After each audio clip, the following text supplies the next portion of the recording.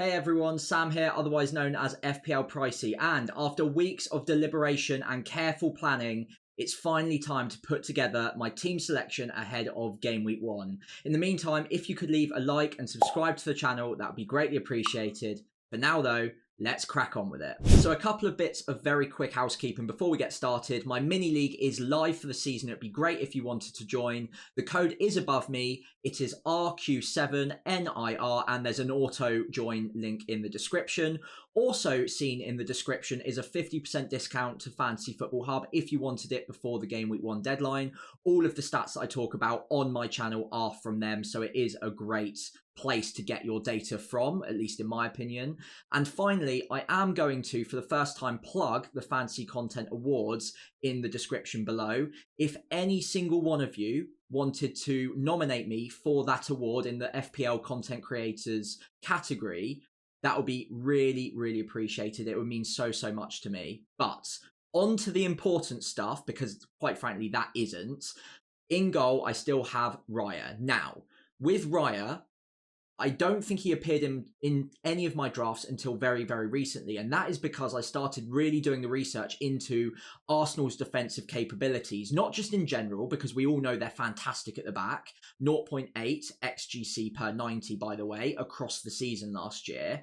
But also against the best opposition, so top 6 opposition away from home. Now, the reason I did that is because I'm planning a wild card after game week 5. In 3 of the opening 5 game weeks, they play Aston Villa, Spurs, and Man City, all good attacks away from home. So I wanted to just dig into that data, and it turns out even in the toughest away fixtures last season against top 6 opposition, their XGC per 90 was identical. It was still 0.8 XGC per 90, which means I do want Arsenal coverage in my back line, because even against the best attacks even, they are still absolutely fantastic and have a good chance of a clean sheet in pretty much any game. Now, whether or not that's worth 1 million extra than any of the 4.5s is definitely a debate. And I think if I was going to pick a 4.5, it would be Henderson. Now, in any of the predictive points models that I'm looking at the moment,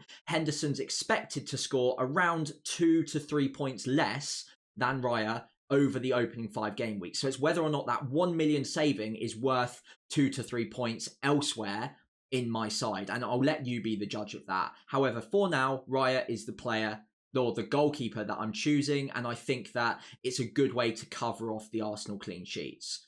Into defence, Trent has returned to my draft since last time. I just cannot shake this feeling that Trent is going to have an absolute barnstormer of a season. He comes out really well on the expected points and on the underlying data for the first 5 game weeks. Liverpool's fixtures are fantastic, and the one hesitation I had until now, or until the weekend, was he hadn't really been back in pre-season training. He hadn't gotten any minutes in pre-season. But now he has, and he looked really comfortable in that new system, in that slightly tweaked formation under Arne Slot against Sevilla, and obviously had his hand in one of the goals as well, and looked really creative throughout. At 7 million, he is the most expensive defender in the game, so it is a bit of a stretch, but I do think it's worth it, especially with the fixtures in the opening 5 game weeks. I've also gone fairly big at the back in general, so Gvardiol has also made it. I think he's been in almost all of my drafts.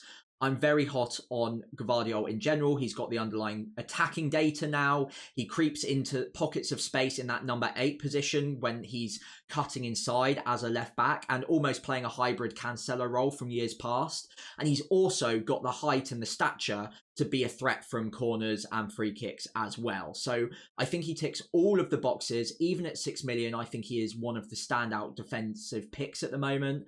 And I think he's head and shoulders above the rest of the Man City defenders for nailedness, for attacking threat, pretty much ticks all the boxes. So I don't want to go without him if at all possible. And I do think he is a significant upgrade on the likes of Porro at 5.5 as well. I think there's a much better chance of clean sheets. And he also pretty much matches Porro's attacking threat as well in the opening 5.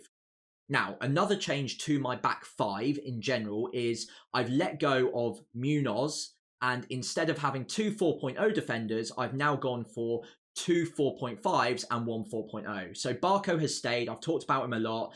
They are looking to sign a left back at the moment, but that left back can also play right back. He can play left wing, right wing. He's played all over the place, and Barco has been incredibly impressive. So I think he's fairly safe, at least for the short term, and has been on some set pieces too. So definitely my favoured 4.0 pick. On to the 2 4.5s. Now, Lewis Hall is a player that has crept into my thoughts based on all of the content I've been consuming over the last few weeks. Newcastle fans in particular are absolutely adamant that this guy is the future left back for them and has taken that spot for his own over the pre-season and over the last few game weeks in the 23-24 season as well. He comes with a lot of pedigree, obviously came from Chelsea, signed for relatively big money for a young player, and I think it is now his time to shine at left back. There are options there, so he is a risk. Dan Burn could end up back there at some point, or maybe even Kelly, but I think it's pretty unlikely based on how confident Newcastle fans are that he loses his place anytime soon. That game week 1 fixture against Southampton is the best of the bunch in the opening 5, so even if he were to eventually lose his place or become a minutes risk, I think that game week 1 fixture is good enough that it's worth taking the punt on, and at 4.5, it's a player I'm willing to risk it on. The reason that I'm willing to risk it, though, is because I've also gone for Robinson at Fulham as another 4.5 backup.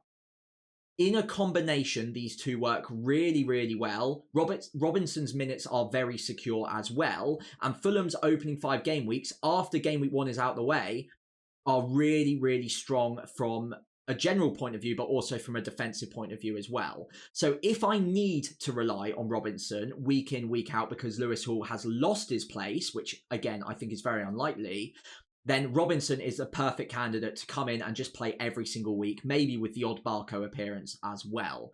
So overall, I think it is a risk worth taking on Hall, although I think it's a calculated gamble with plenty of upside, and honestly, I don't think he's going to lose his place anytime soon. So let me know what you think of this backline. Obviously, goalkeepers included here as well. Overall, I think it's the position on the pitch I'm most secure in at this moment in time. So let me know what you think and what your current back 5 is looking like in the comments below as well. So into the midfield, and the obvious first miss and the first sacrifice I've made since my last draft is that Salah has sadly exited my game week 1 side as it stands. Now, nothing is locked, but the more thinking I'm doing around this, the less I'm convinced that going with both Haaland and Salah is going to give me the depth I need to roll transfers and give me upside in other positions. And I think it's just something I wasn't willing to let go of for quite a long time. And now I've made a draft that I really like without him, I think I'm pretty secure on going without him overall. Now,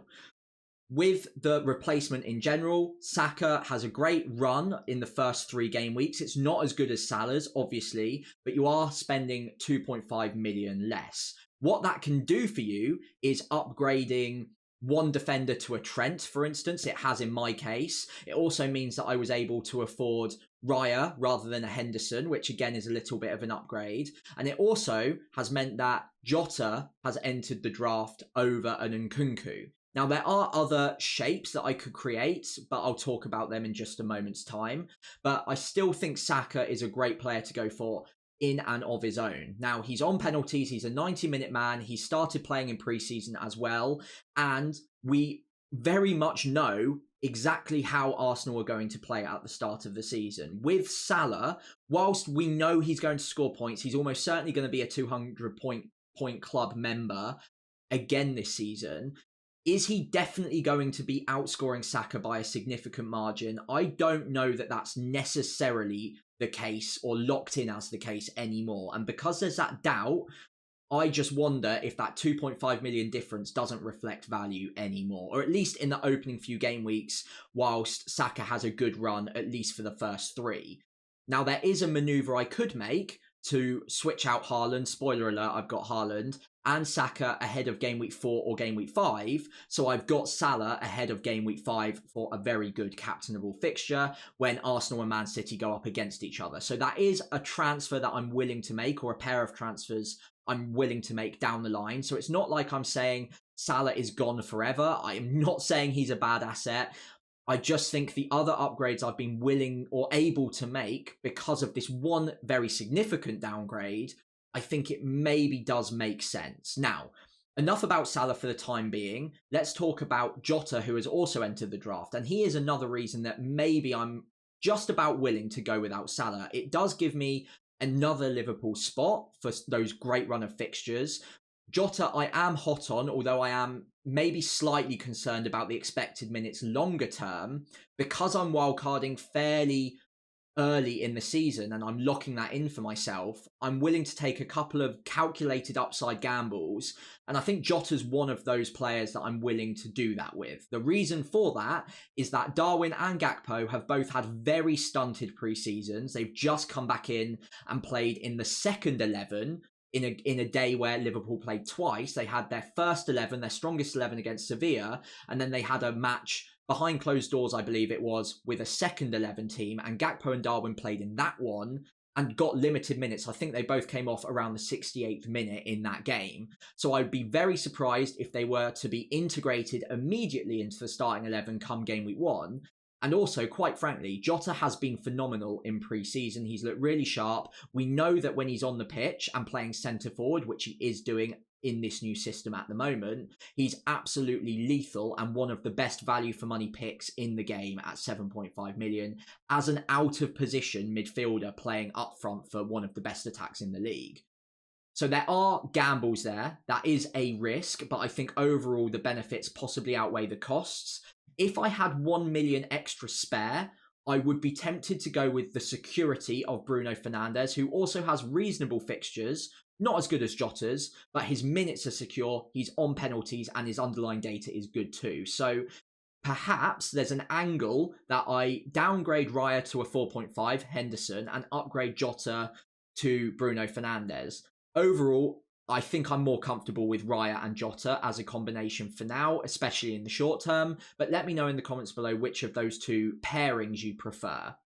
Moving across, Eze hasn't left a single draft of mine since the game launched. Great underlying data, good fixtures, absolutely locked, and is going to be a creative force if he stays at Palace. The only way he's leaving my draft at the moment is if the rumours in any way intensify that he could be off in the summer and could be leaving Crystal Palace. If that happens, or if that looks likely, I'd be willing to downgrade him to Nkunku and keep Nkunku in my draft, who has been a factor in a lot of my drafts between the start of the preseason and now.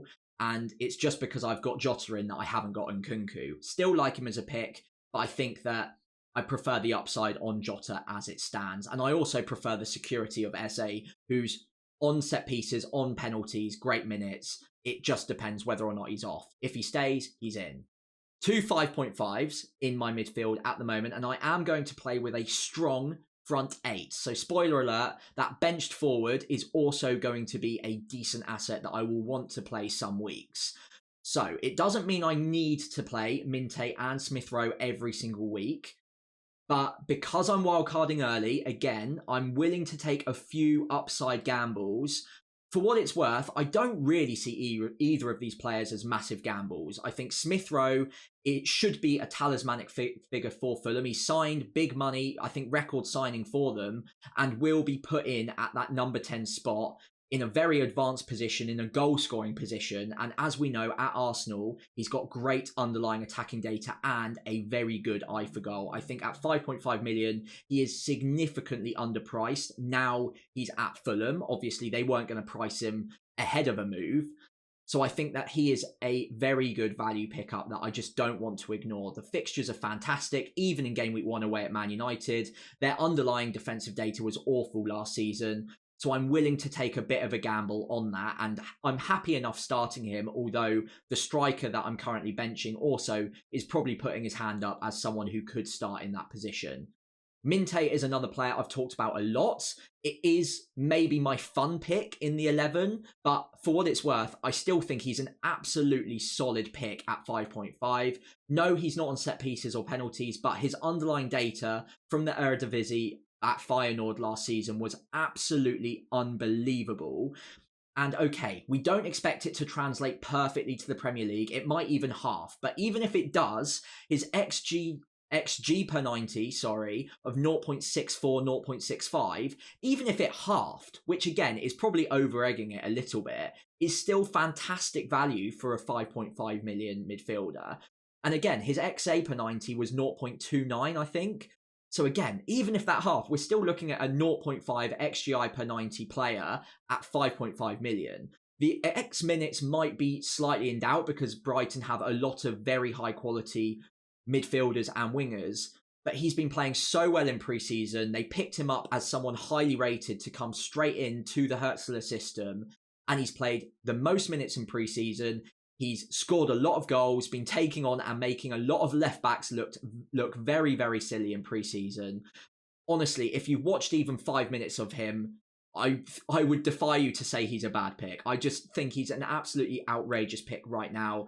And I think at a very, very differential ownership at the moment, he's my fun pick. And I'm finding it very difficult to go without him at the moment, just based on what I've seen. And I know that I should be more secure with my X minutes in game week 1, but because I'm wildcarding early, I'm happy enough taking, I think in this midfield, 2 minutes risks, Jota and Minte, and hoping for the upside. But honestly, I've kind of made my peace with those risks, and I think that overall, because I'm playing with a strong 8 in midfield and up front, I think it's possibly worth taking those calculated gambles in the hope that I don't need to press the wildcard button too soon, but knowing that it's in my back pocket if I absolutely need to press it. So yet again, Erling Haaland and Isak are in my draft. They've been in every single one, and I don't want to talk about them too much. They've both got good fixtures, absolutely unbelievable underlying data, and especially in game week 1, Isak is definitely a captaincy option. And if I'm going without Salah, I think my bus team captain is going to be Isak. Yes, it's against Southampton, who are my club if you're new to this channel, but there's no space for being sentimental in FPL. I've got to pick the player that I think is going to score the most points in game week 1 as my captain. It's a home fixture. I learned the hard way last season that home fixtures are much, much better to be picking a captain from, and I think maybe I underplayed that at times, but a home fixture against a newly promoted club, and Isak's underlying data is absolutely phenomenal. I think he is the standout captaincy option now this week, especially if you don't have Salah in your draft. I think if you do have Salah, it's pretty much a coin flip, but that home fixture just about swings it for me. And again, no room for sentiment here. I've got to go for the player that I think is going to score the most points. Haaland as well, I think, is a good captaincy option. He obviously scored a hat-trick against Chelsea in pre-season. I wouldn't really think about that too much. I'd think more about the fact that Chelsea are churning through a lot of players at the moment. They're moving into a new system. There's a lot of upheaval, so maybe he's a good captaincy option for that purpose. But he's certainly a good captaincy option in game week 2, 3, and 4. So overall, I think because of that, I'm very, very happy to include him even at 15 million, especially now that I'm going without Salah. It makes everything else just a little bit more accessible. Anyway, enough about them. The third striker that I mentioned earlier on, that is currently on my bench, but could arguably be a starter in game week 1 over the likes of Minte or Smith Rowe, is Adam Armstrong. I did just say there's no room for sentiment in FPL, and I don't think I'm being sentimental with this pick. His data in the Championship was absolutely unbelievable, and he obviously got a ton of returns, 35, 36 attacking returns in the Championship last season. Great underlying data, and should be a talismanic figure for Southampton. If we score goals, they are very likely either going to come from Ben Brereton Diaz in the midfield, who I think in his own right is a decent pick, and Adam Armstrong up top.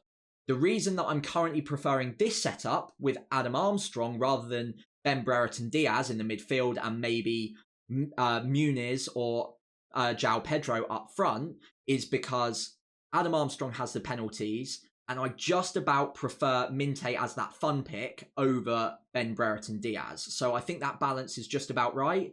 And Muniz is obviously 0.5 more expensive, so I can't quite afford that without making a sacrifice elsewhere. That at the moment, I can't really see where I'm going to make that. So Adam Armstrong is in. And I don't think he's a player I need to necessarily play every single week, but I do expect him to tick along very nicely as a penalty-taking centre forward / inside right forward for Southampton, who have good fixtures in the opening 5 game weeks. Maybe there's a little bit of bias there, but honestly, I don't think there's that much. And because I've got Brighton covered and because I've got Fulham covered anyway, I think that third striker spot is okay to be using on a Southampton asset. Now, I did mention a rotation trio. That trio would be Minte, Smith Rowe, and Adam Armstrong. So I wanted to quickly take a look at what I meant by that by having a look at the 3 sets of fixtures and which 2 of them I'd be planning on starting every single week between now and game week 5. So here we are, the 3 sets of fixtures between Southampton, Fulham and Brighton, and you could look at different combinations. You could look at Pedro, Ben Brereton Diaz and Smith Rowe instead, for instance. There are obviously other different combinations, but I think if you're starting 2 and benching 1 in a strong front 8, this combination makes a lot of sense. Now, game week 1, Everton away. Game week 1 is probably the hardest one to pick, let's be honest. So 3 away games, Newcastle, Man United and Everton. I've currently got greyed out Man United, but I think I might actually be changing my mind on that. I think Man United might be a slightly more favourable fixture than Newcastle away from home, and that is why I've currently got Minte and Smith Rowe starting in my draft. But I still think Adam Armstrong on penalties is never a bad pick because of those penalties. So I wouldn't mind saying that Adam Armstrong came in, let's just say, rotation strikes or a player is mysteriously injured. I don't think it's a nightmare having to bring him off my bench. Game week 2 is when it starts getting really juicy. So Southampton have Nottingham Forest at home, Fulham have Leicester at home, and even Brighton have Man United at home. So again, all 3 are decent. I think the first 2 are the 2 I'd probably pick for starters, and Minte can probably sit on the bench. And again, if for whatever reason a player gets injured or isn't starting, I've got more depth there. And that Man United fixture isn't awful enough that I would mind having Minte coming on. Game week 3, very similar. Brentford and Ipswich, both good fixtures. And Arsenal away from home is probably the worst fixture across this whole combination. And again, unless injury strikes, I'm not starting Minte in that one either. Game week 4, 3 home games, Man United at home, West Ham at home and Ipswich at home respectively. Probably starting Fulham and Brighton assets there against West Ham and Ipswich again respectively. And maybe benching Adam Armstrong. But again, I'm not that bothered by that Man United fixture at all, and he's on penalties. So if he came off the bench, absolutely fine with that. Final of the 5 game weeks here. Ipswich at home for Southampton, absolutely nailed in for Adam Armstrong. And Nottingham Forest at home for Minte, again, very happy with that. And I can bench Smith Rowe in that one if I want to. Yes, there are going to be points benched, but I am going to make my peace with that. I don't think that that's a massive issue. And I think if I'm looking at rolling transfers across the first 5 game weeks, having that 8th stronger attacker is a good way of playing it. Now, unfortunately, before recording tonight, we found out that Oscar Bob, who would have been potentially a good pick in that 8th spot, looks like he might have even broken or fractured his leg. Now, it looks like that is now confirmed, but obviously make sure that it is completely verified before locking in. But that does mean that there are now very few and limited options in that 5th midfield spot at 5 million. Rodgers is probably the only way you can possibly go right now. Maybe Fabio Carvalho, but you wouldn't expect him to start so quickly at Brentford.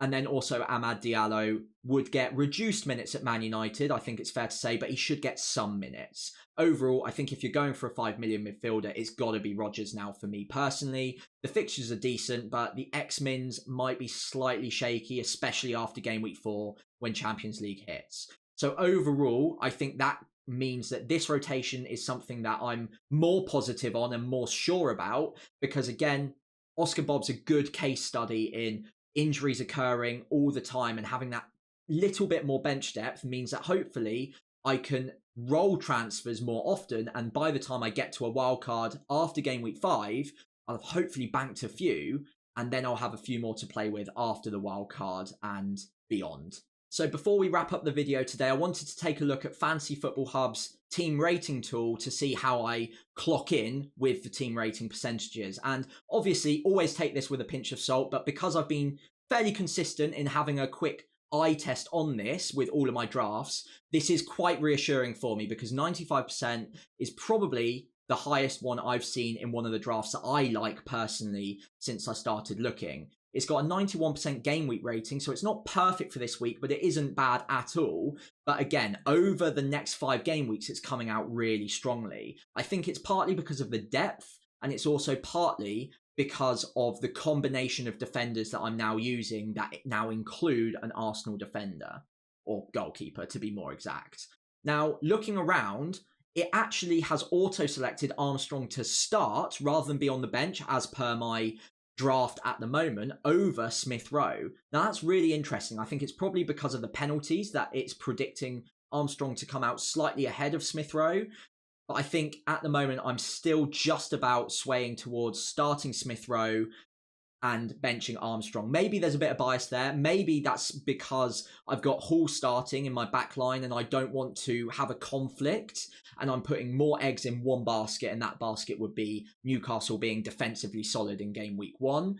But again, if Hub is saying that Armstrong's a good pick in game week 1, then maybe that's something I need to take into consideration. So as we reach the end of the video today, let me know what you think of my draft. I'm sure you're going to have comments on it, and I'm sure you're not going to agree with every single pick here, because some of them are very aggressive and very not risky, but attacking, let's say. As we reach the end of today's video, I'd really appreciate it if you could leave a like and subscribe to the channel before we lock in for game week 1. And just a quick notice that I'm going to be running a live stream on the Friday morning before the game week 1 deadline. I can't do a deadline stream, unfortunately, but I'm going to do a live Q&A. So you're welcome to come in and ask your questions about your draft on Friday morning, and hopefully we'll get my draft and yours sorted before we lock in ahead of game week 1. In the meantime though, I hope you've enjoyed the video and good luck ahead of game week 1 in FPL.